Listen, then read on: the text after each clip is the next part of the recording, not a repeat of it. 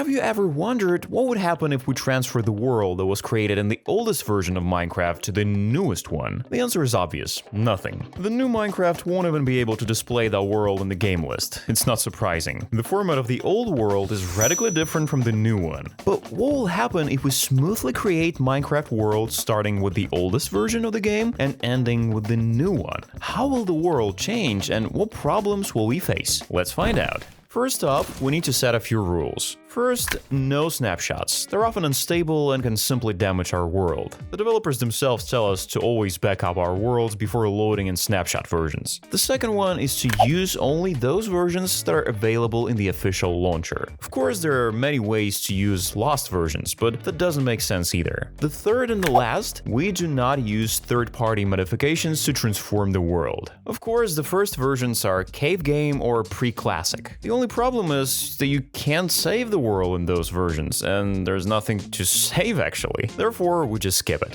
The first opportunity to save worlds appeared in the classic version of the game. Here we already have some kind of world generation, but it's still not infinite. There are trees growing, water, and some blocks to choose from. Roughly speaking, this is the same version that is available on the official website for free. Just in case, I added some more different blocks and saved the world. The world file is the name .mine. Our next stop was the InDev version of the game. This is where our first loss awaited us. At this stage of development, Notch had completely redesigned the world type, and if you try to load the previous world, unfortunately, you're not gonna succeed. The game tries to load it, but nothing will happen. So we move on, and now we start counting from this version. Here almost nothing has changed, but now we have a house, a workbench, and a chest. The generation remains the same, we have the same old world with the limitation. The world file is the name.mclevel. Let's move on and move to the next version, InfDev. This time we have infinite world generation. And the second loss. Because Notch added new generation, he also changed the world type, so worlds from the previous version cannot be loaded. I of course tried to put the old files in saves, but of course it didn't work. All that you have built just vanished into oblivion. On the one hand, I understand the development was just gaining speed and these are not stable versions yet, but in any case, it's a pity.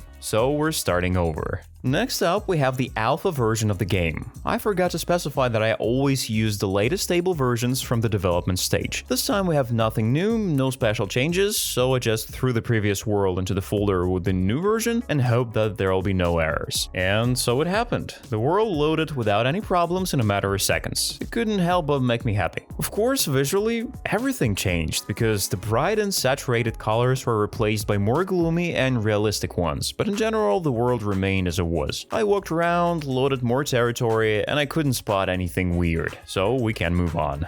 Beta is always something nice. A lot of players are still playing this version, I'm not even talking about the old-timers. The newcomers are also learning where it all started, let's say. After opening this version, we can see the same nice menu that we saw up to version 1.13. I did the same steps, copied the old world, and threw it in the new version. As soon as I opened the single-player game, I saw a sign that said, "The world must be converted." This is a red flag because the world generation was changed again in the beta version, and a lot of new things appeared. The world generator itself started working in a different way. Conversion was successful and no issues were detected. Going into the world, everything was exactly as it always was, but that's just at first glance.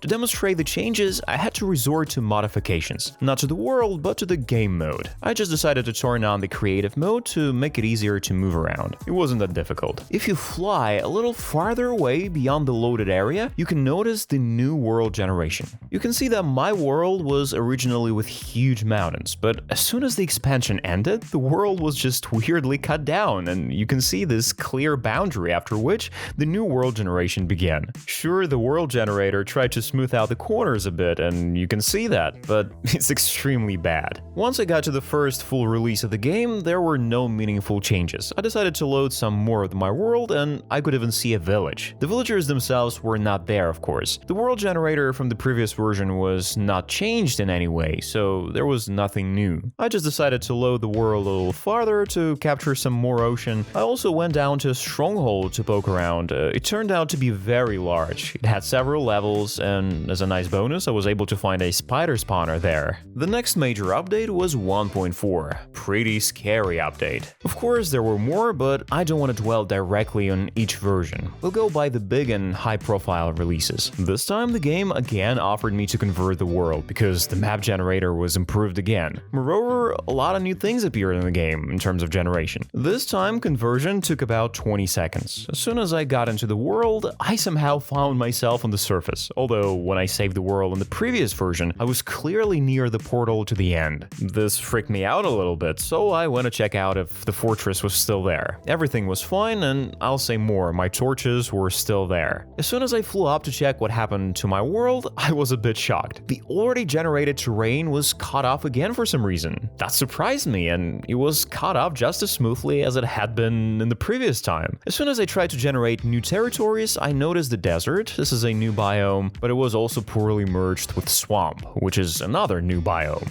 So the appearance of the new biomes in the game, even on terrain that was not generated earlier in the older versions, also occurred as broken as possible. This way we already have two very ugly cuts of the world, which visually spoil the impression. The next update is the version 1.5. It's also called Redstone update. I think from the name it's clear that except for Redstone, nothing new was added to the game. Therefore, as soon as I entered the game, I saw all the same cut-off areas of my world. Clearly, this is an echo of the last update. So I decided to go and load some new territory of the land. After all, there's no point in generating water biomes yet. Horse update 1.6 came out right after the previous update and was extremely small. Nothing special was added except for horses and all the stuff that is associated with them. Therefore, the world also loaded quickly and no problems were found. Well, to be honest, loading new chunks on older versions is always a pain, due to the fact that they didn't work on the optimization like at all. Chunks tended to load extremely unevenly, and it took several minutes to load even on powerful computers. This version unfortunately was not an exception. But however, I spotted villagers in the new village in the desert, meaning villagers finally started to spawn. They didn't spawn in the older versions because of the ugly transition between world generations. Next comes 1.7, the update that changed the world.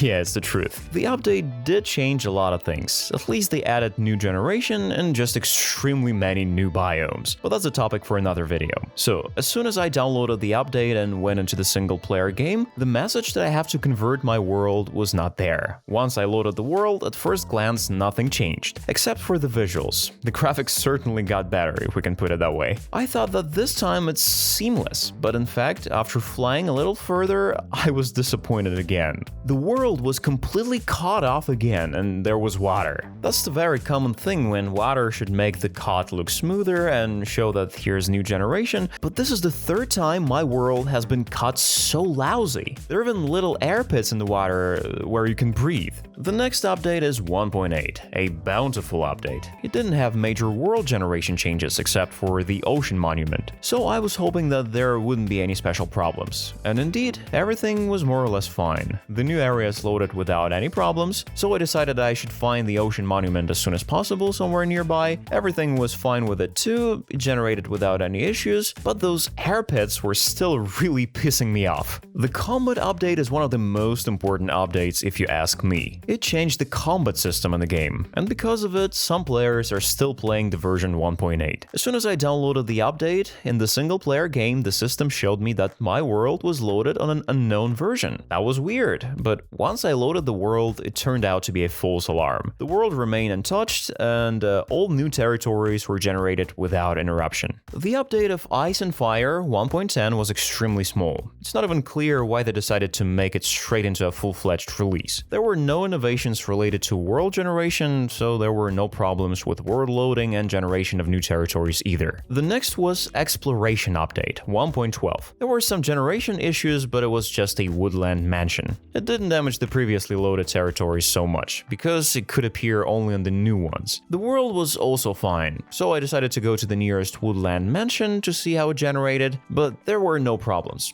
Well, except the pigs and chickens. They appeared on the roof. But that's a bug that was later fixed. The World of Color update. We'll skip it because there was nothing new in there, especially when we talk about world generation, so there's nothing to tell either. I was most interested in update 1.13, Aquatic update. We got a complete update of the water world, but because the world is underwater, the generation should be much easier. First of all, as soon as I loaded the world, the game asked me to back up my world because the converting should take place. It took about 30 seconds, and as I expected, this update was made much better. The truth is that we can still see this straight line of transition, so you could trace where the new areas of the world began. In some places it looked better, but at the same time it looked kinda creepy. Villagers and Pillagers 1.14 is also a major update, bringing innovation to the world generation, starting with structures and ending with new villages. Again, before entering the world, the game offered to back up. As soon as I entered the world, I went straight to the old village. Of course, you won't become a new village. The game doesn't affect already generated chunks, only newly created ones, but it was a bit weird to see old villagers in the new versions. Overall, I didn't find any problems. There were no world glitches, but there were bugs of the world generator, although this already depends on just the generator itself and not on the new version. I also decided to generate the Nether right away because I've never entered it yet. I'll skip the Buzzy Bees update too. It's a minor update that was designed purely to implement a new optimization in the game, so there's no point checking it out. The Nether update is one of the most serious in terms of generation. After all, it completely redesigns the Nether's dimensions. For some reason, I remember that everything was quite good, but as it turned out, not really. Yeah, because the biomes have now started to be generated in levels, the connections between the old chunks and the new ones look good in some places, but often it looks just like a straight line of transition if we're talking about flat surfaces. In the overworld, the problems of any kind were detected. I'll skip the version 1.17 as well. This is only the first part of the update, Caves and Cliffs, and the generation hasn't changed there. It was moved to the next version, so there's no point in demonstrating it either. The update 1.18, the second part, is just what we need. The developers knew that the introduction of the new world generation should be as seamless as possible to keep the player's worlds intact. They've almost succeeded, if we're talking about the caves, of course. They look good. But what concerns the overworld, of course, there are problems